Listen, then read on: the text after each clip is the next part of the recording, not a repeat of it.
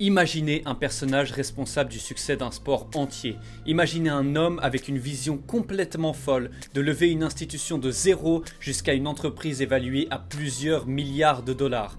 Imaginez un passionné qui a contourné toutes les règles pour accomplir l'impossible. Si tu as du mal à visualiser, installe-toi bien parce que l'épisode 5 de Story of a Game Changer est fait pour toi.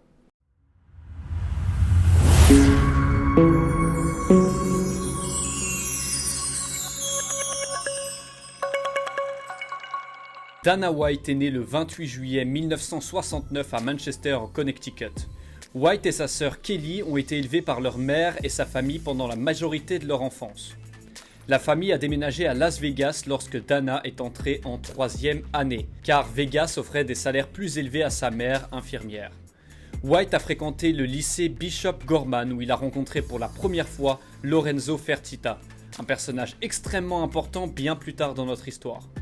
Dana White a dit qu'il n'aimait pas l'école et a été expulsé 2 fois de Gorman School. Après avoir obtenu son diplôme du lycée Hermon en 1987, White a commencé l'université 2 fois, une fois au Quincy College et une fois à l'UMass Boston, mais a abandonné à chaque fois au cours de son premier semestre. Pendant ce temps, il a occupé divers emplois tels que la pose d'asphalte, le travail de videur dans un bar irlandais et le poste de groom au Boston Harbor Hotel. White commence la boxe à 17 ans et s'est lié d'amitié avec l'ancien champion Peter Welch. C'est avec cette relation que Dana va vouloir se lancer dans le combat et a ouvert une salle de sport à Boston avec Welch. White avait initialement l'intention de devenir lui-même un boxeur professionnel, des plans vite avortés quand il va voir les dégâts cérébraux qu'il pourrait risquer dans la discipline. White décida plutôt de devenir entraîneur de boxe. Dana White a déclaré qu'il avait quitté Boston pour retourner à Las Vegas après avoir subi beaucoup de problèmes là-bas. À Las Vegas, White a continué à diriger des gymnases de boxe et a également commencé à s'entraîner au jiu-jitsu avec John Lewis, aux côtés de Lorenzo Fertitta et de son frère aîné Frank Fertitta. C'est dans ces cours que Dana White va rencontrer Tito Ortiz et Chuck Liddell et est finalement devenu leur manager. Alors qu'il travaillait comme manager pour Ortiz et Liddell, White a rencontré Bob Meyrovich, le propriétaire de Semaphore Entertainment Group, la société mère de l'Ultimate Fighting Championship, ou l'UFC. Dana White va apprendre que Meyrovich cherchait à vendre l'UFC.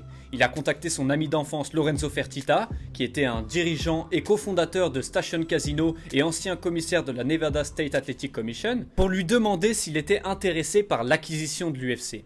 Pourquoi vendre l'UFC, tu te demandes? L'UFC a une longue histoire à part entière, mais je vais essayer de t'en expliquer les grandes lignes pour que ça fasse du sens dans notre histoire. L'UFC est une organisation créée en novembre 1993 à Denver dans le Colorado. Son but, savoir qui est le combattant ultime.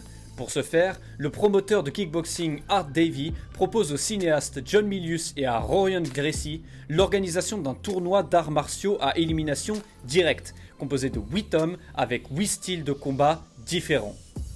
À partir de cette idée va naître la première vision de l'UFC. Malheureusement, cette première vision ne va pas plaire aux commissions et aux diffuseurs. Trop violent, un combat de coq humain, aucun intérêt.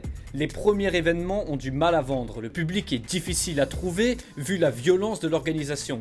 On cherche même à bannir l'UFC dans l'entièreté des États américains, dont New York qui va annuler l'organisation d'un de ces événements prévus chez lui. Dans les années qui vont suivre, l'UFC va commencer à instaurer des règles, des catégories de poids, essayer d'encadrer le mieux qu'ils peuvent pour réussir à se remettre dans le cœur des fans et des institutions sportives. Mais c'est loin d'être une tâche aisée, et pour redorer l'image de l'organisation, il va falloir attendre l'arrivée d'un élu, d'un vrai champion.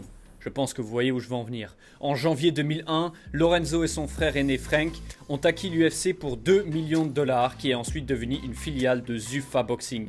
Dana White a alors été installé en tant que président de l'entreprise. White a déclaré que lorsque lui et les Fertittas ont acquis l'UFC, tout ce qu'ils ont reçu était le nom de marque UFC et un vieil octogone. Les anciens propriétaires avaient dépouillé les actifs de l'entreprise pour éviter la faillite, à tel point que le site web ufc.com avait été vendu à une société nommée User Friendly Computers. Rien de très glorieux à première vue. 2 millions pour une entreprise en faillite que personne ne veut voir. Rien de très prometteur. Cette signature va pourtant être le début de la construction du plus grand empire de l'ère moderne du sport. Mais la tâche va être tout sauf facile pour Dana White. entaché par des années de mauvaise promotion, d'interdictions légales et de manque de popularité autant internationale que nationale. Dans les premières années du 21e siècle, l'UFC va devoir lutter pour vendre des pay-per-view ou même attirer des sponsors prêts à investir dans ce qui ressemble à une peine perdue ou au mieux à une bombe à retardement. En 2004, après 3 ans de rachat, les frères Fertitas auraient investi plus de 40 millions de dollars dans l'organisation, refusant de lâcher une seconde leur vision et leur confiance en Dana White. Mais malgré ces chiffres extrêmement élevés, l'UFC n'a toujours pas montré le moindre signe convaincant qui justifierait les choix ou les investissements. Les 3 actionnaires vont se rejoindre en fin de cette année-là pour discuter sur la suite de la compagnie. Vendre, abandonner le projet, continuer vers quoi ? L'idée en est alors sortie d'investir à nouveau 10 millions de dollars pour tenter un dernier grand coup, créer une télé-réalité sur l'organisation de Ultimate Fighter. Passer l'émission et les combats sur une chaîne de câble, voilà peut-être l'idée game changer qui va pouvoir faire décoller l'UFC.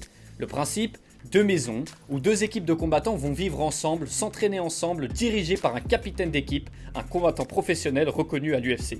Et finalement, faire s'affronter les athlètes des 2 équipes dans un tournoi pour gagner le titre de Ultimate Fighter et un contrat à 6 chiffres avec l'UFC. Résultat, toujours difficile à vendre. Spike TV, une chaîne de divertissement à l'audience cadrée sur des jeunes hommes, va décider de faire confiance au projet de Dana White et va signer l'émission. Résultat, succès instantané. Plus d'1 million de spectateurs devant la diffusion du premier épisode. Des bons combats, des extraits divertissants et surtout un personnage emblématique. Un Dana White à part entière du projet qui à chaque apparition fait forte impression aux yeux des téléspectateurs. Le tout premier combat officiel de l'Ultimate Fighter à la télé, Forrest Griffin vs Stephan Bonnar. We are anticipating a slugfest, and here we go. Here we go. 6-figure contract on the line. That fight starts. Et peut-être le combat qui va sauver l'UFC. Les 2 combattants vont délivrer un combat spectaculaire, laissant les spectateurs tous admiratifs et hypés par un nouveau concept plus excitant que tout ce qui avait été proposé jusqu'à maintenant. Les audiences vont permettre à l'UFC de re-signer directement pour une 2e saison avec Spike TV. Et à partir de ce moment-là, l'UFC va littéralement ne faire que s'accroître de manière exponentielle. Tous les événements vont se vendre plus que le précédent. Plus de stars, plus de visibilité, plus de sponsors. En 2007, l'UFC va racheter son principal concurrent, l'organisation japonaise du Pride, pour 70 millions de dollars. En 2011, l'UFC rachète son 2e plus gros concurrent, Strikeforce, ce qui va par la suite leur permettre d'accueillir de plus grands athlètes et de plus grands salaires dans l'organisation. Des noms qui vont à leur tour changer le game dans l'organisation. Ronda Rousey, Robbie Lawler ou encore Daniel Cormier.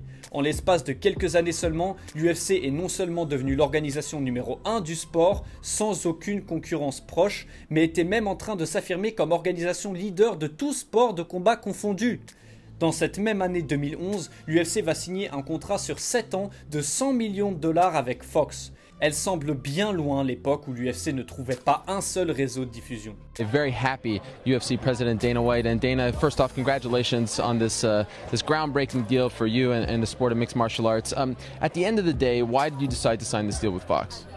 Les années suivantes vont transformer l'UFC en un réel phénomène mondial. La signature de l'Irlandais Conor McGregor en 2013 va provoquer un nouveau changement et rebond majeur pour l'organisation.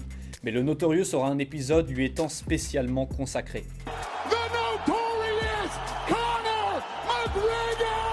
Dana White va amener son organisation à l'international, organiser des événements au Canada, au Brésil, en Chine, aux Émirats Arabes Unis, en Australie et à travers toute l'Europe. L'UFC est devenue une entreprise très prospère et son revenu brut était de 600 millions de dollars en 2015. En juillet 2016, Zuffa a été vendu à un consortium d'investisseurs dirigé par WWE IMG pour 4,025 milliards de dollars. La vente d'organisation la plus chère de l'histoire du sport.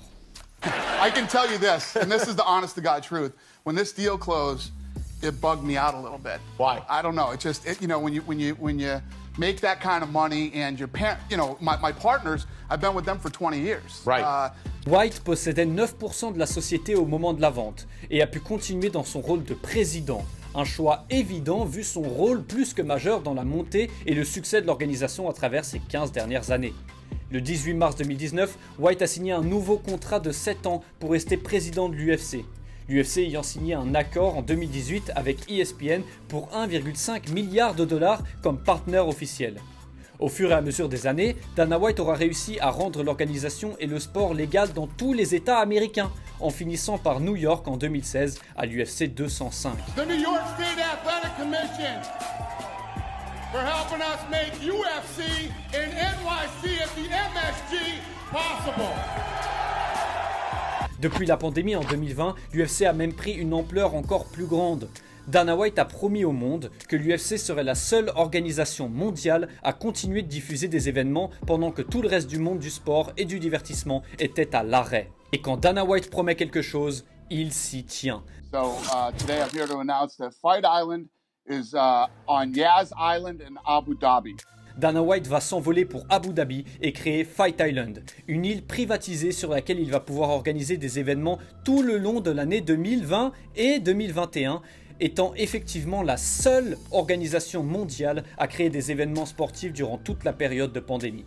Aujourd'hui, l'UFC est plus haut que jamais, rivalisant avec les plus grandes organisations comme la NBA ou la NFL. L'UFC est actuellement à son 27e événement sold-out consécutif. 27th consecutive sellout. Un record historique.